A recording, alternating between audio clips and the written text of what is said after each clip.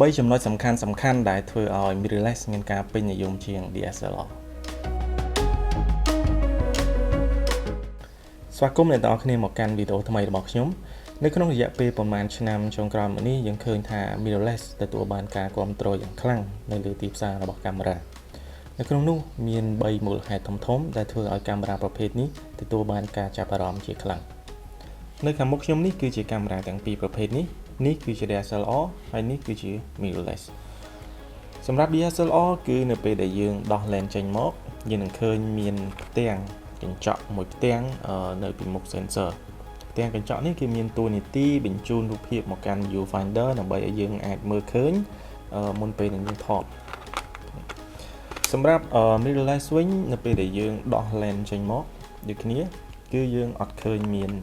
ផ្ទាំងកញ្ចក់នៅពីមុខ sensor ទេគឺយើងនឹងឃើញ sensor តែម្ដងដូច្នេះនេះគឺជាចំណុចមួយ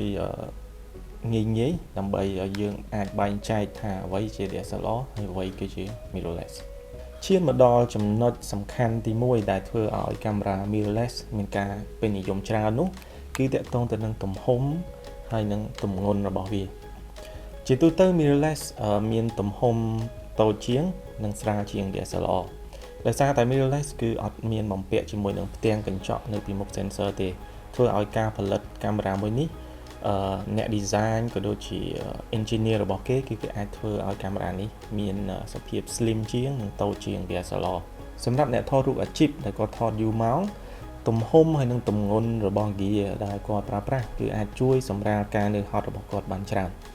ចំណុចទី2ដែលគេពេញចិត្តនៅលើ mirrorless នោះគឺទាក់ទងទៅនឹង electronic viewfinder កាមេរ៉ាទាំងពីរប្រភេទនេះគឺមាន viewfinder ដូចគ្នាប៉ុន្តែនៅលើ DSLR យើងហៅថា optical viewfinder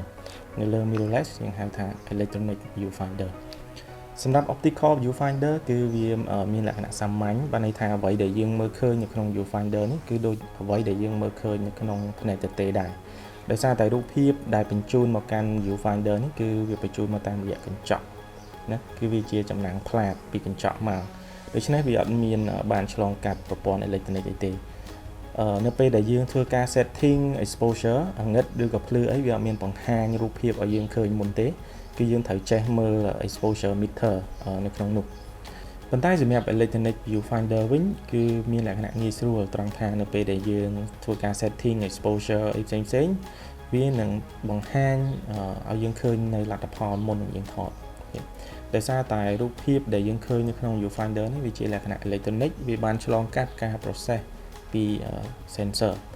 ដូច្នេះសម្រាប់អ្នកដែលទើបតែរៀនប្រើប្រាស់កាមេរ៉ាដំបូងអាចនិយាយថានៅលើ mirrorless គាត់អាចនឹងងាយស្រួលជាងប្រៀបធៀបជាមួយនឹង DSLR ចំណុចទី3ដែលជាចំណុចមួយសំខាន់ផងដែរនោះគឺទាក់ទងទៅនឹង auto focus system សម្រាប់ mirrorless ខ្ញុំគិតថា mirrorless គឺមាន auto focus system ល្អជាង DSLR ត្រង់ពីចំណុចទី1ទាក់ទងទៅនឹង auto focus speed ទី2គឺទាក់ទងទៅនឹងចំនួន focus point mirrorless ជាទូទៅគឺមាន auto focus point ច្រើនជាង DSLR ហើយ auto focus point ទាំងនោះគឺលាតសន្ធឹងសឹងតែពេញ frame តែម្ដងចំណែក DSLR ភាគច្រើនគឺfocus point របស់វាគឺភាគច្រើននៅត្រឹមតែកណ្ដាល frame បើសិនជា subject របស់យើងរត់មកដល់ corner ឬក៏គៀន frame គឺអាចនឹង miss focus ឬក៏ចាប់អត់បានទេក្រៅពី3ចំណុចសំខាន់នេះមានចំណុចផ្សេងទៀតដែលខ្ញុំគិតថាក៏សំខាន់ដែរដូចជាទាក់ទងទៅនឹងសមត្ថភាពក្នុងការថតវីដេអូខ្ញុំគិតថា mirrorless ក៏មានសមត្ថភាពខ្លាំងដែរហើយទី2ទាក់ទងទៅនឹង eye auto focus eye auto focus អាចជួយយើងច្រើនក្នុងការថត portrait ឲ្យបាន sharp ល្អដោយសារយើងថត portrait យើងត្រូវការ sharp នៅត្រង់ចំណុចភ្នែករបស់ model ឬក៏ subject របស់យើងហើយចំណុចសំខាន់មួយទៀតនេះវាទាក់ទងនឹង silent shooting mirrorless សម្រាប់ series ក្រោយៗភាគច្រើនគឺមានមុខងារនេះហើយគឺ silent shooting សំខាន់ណាស់នៅពេលដែលយើងថតនៅក្នុងអង្គប្រជុំឬក៏កម្មវិធីធំអីដែលយើងអត់ត្រូវការសំឡេងរំខានគឺយើងអាចប្រើប្រាស់មុខងារ silent shooting នេះសម្រាប់ DSLR គឺពិបាកដោយសារតែ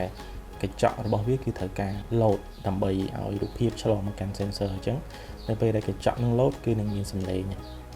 ដូច្នេះសម្រាប់ mirrorless គឺមាន advantage ខ្លាំងក្នុងចំណុច silent shooting នេះដែរ